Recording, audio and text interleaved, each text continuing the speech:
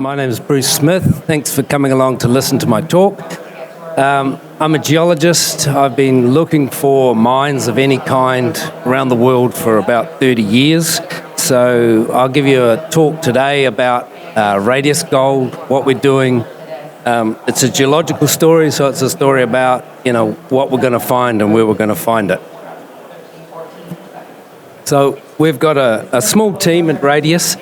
It's part of Gold Group Management. Simon Ridgway founded Gold Group Management. There's a lot of companies that we've been through. I've been with Simon on and off for 20 years. Fortuna Silver Mines was founded by a gold group, and that's $1 billion mining company. So we've had some large successes over the years, and we've run a lot of junior companies, and some of them succeed and some don't. So Radius will, because we've got great projects. So Radius Gold is mostly focused in Mexico, and we have 4 key projects, 5. And today I've just got 10 minutes, so I'll just explain some of the good projects that we've got. This is a Sierra Madre gold belt in northern Mexico. It is a world-class gold district. Those little X's on the map are not prospects or anything like that. They're large-scale mines or development projects or historic resources. And so it's produced 80 million ounces of gold and several billion ounces of silver. This is a great place to be. So we're working on what I call the exploration gap. It's a gap in the middle where there's not too many mines. And we've found 2 projects there.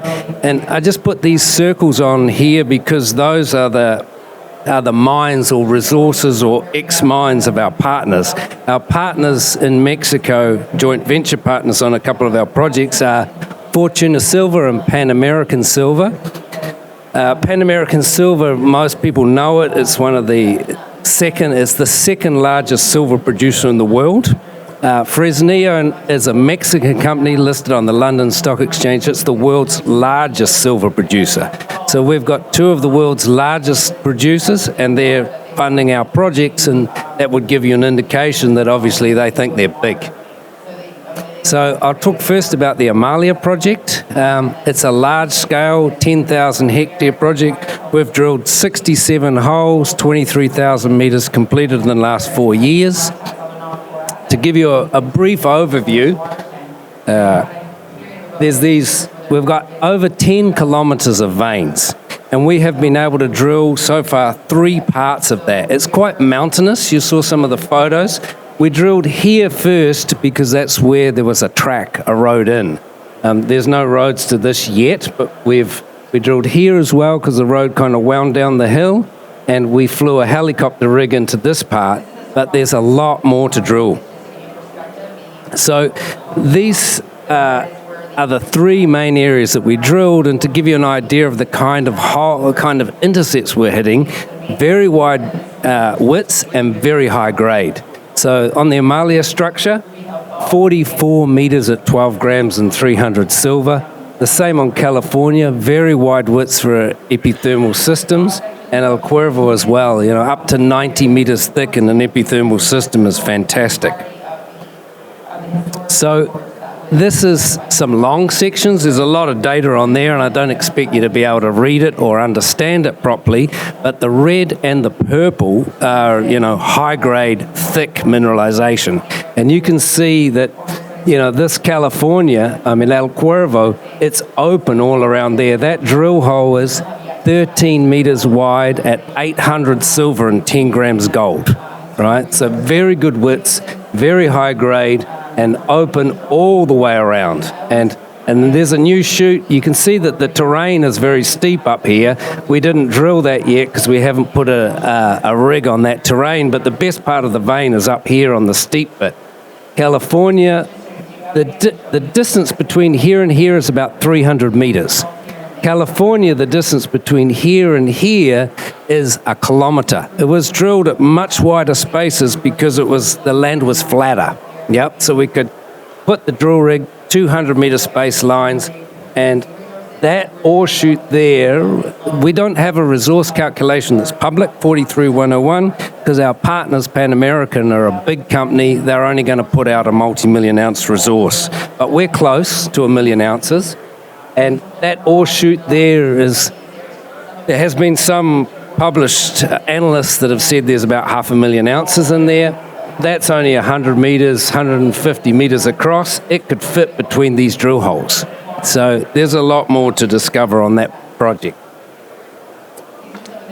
In the Sierra Madre, the famous mines have vertical extents of over 1 kilometre. And from the top of the hill at California to the bottom of El Cuervo is 1,100 metres of vertical elevation.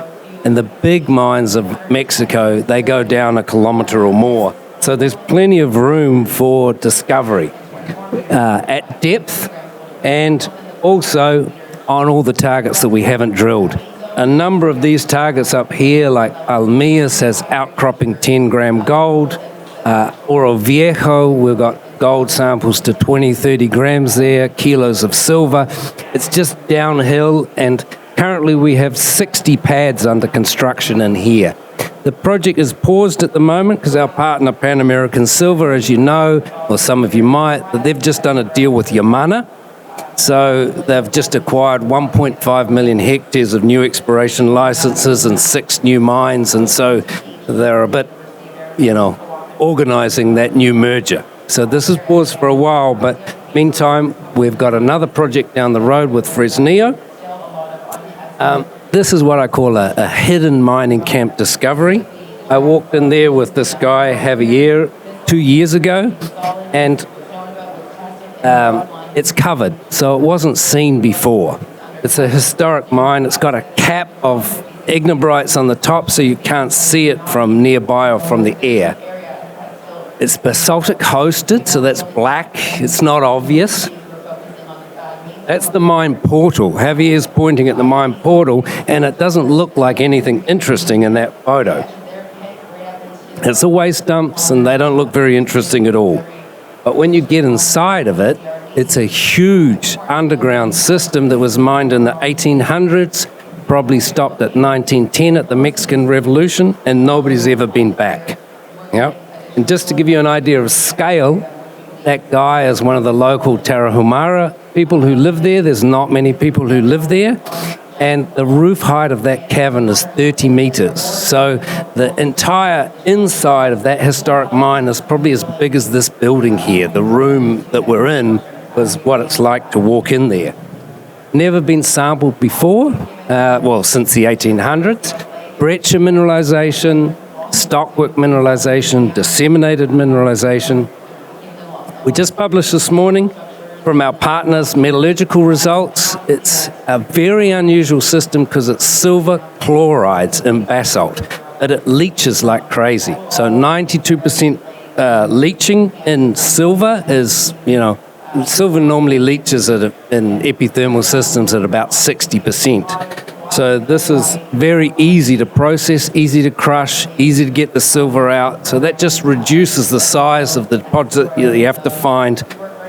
But our partners here are Fresnillo. They're the world's largest silver miner. So they are here because they think it's big. So we have projects in Guatemala as well. They're joint ventured. So just that's a 60-40 deal in Guatemala with Volcanic. Volcanic's paying all the exploration at the moment. We've got district scale, lots of projects, and we've got a starter resource. So the first place we drilled in Guatemala, they're historic projects that gold groups had for a long time. We started drilling 2 years ago. We've had fantastic results. As you can see, this is the Holly project, La Pena vein. If I just put in, we've got an inferred resource, a starter resource, but if you see at the bottom of that section, the lower drill hole there, that's the deepest drill hole on the property.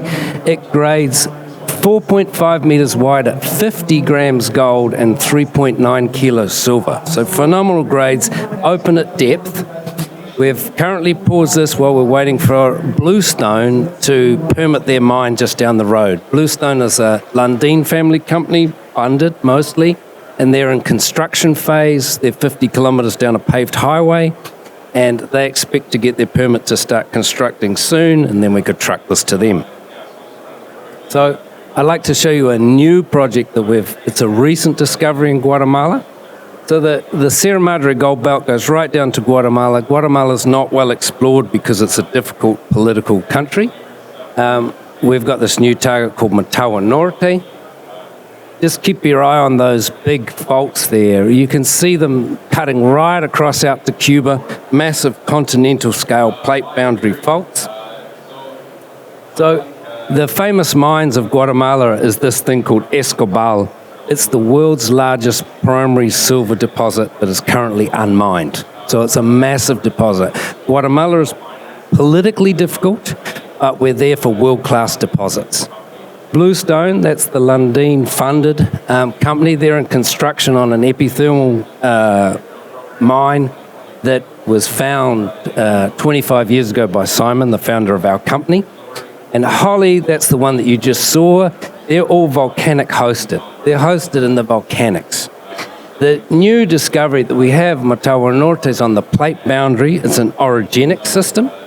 You can see that I kind of draw those red lines on here because that plate boundary has displaced the coast of Guatemala by 50 kilometers. That fault runs way over to Cuba. It's a massive fault, and on there we've found a very, very interesting, very high-grade gold system. So you can see the coarse, nuggety gold within the samples. It's a district-scale opportunity. Nobody's worked there before that we know of. Nobody's ever drilled any holes here. This is the quartz vein float that's laying on the ground, and we're getting anything up to 600 grams of gold in the float. You can see this image here. That's Simon, Rodrigo, Dave Cass. There's not a lot of outcrop, but there's visible gold everywhere. But what attracts me to it is this is the host rock schist. That used to be a green schist. It's turned completely to sericite schist. It's stockwork veined, and it grades 100 grams. So when the host rock, not just the veins, is grading 100 grams, you really know you have a fantastic target. We're permitting this at the moment. We hope to get it in the next months. So how do we find all these projects? We don't buy them from other companies. We find them ourselves. We've got teams in the field every day. And our market capitalization, we're funded on 3 projects, not expending. Significant discoveries and low burn rate, and we've got new projects coming all the time. So thank you very much.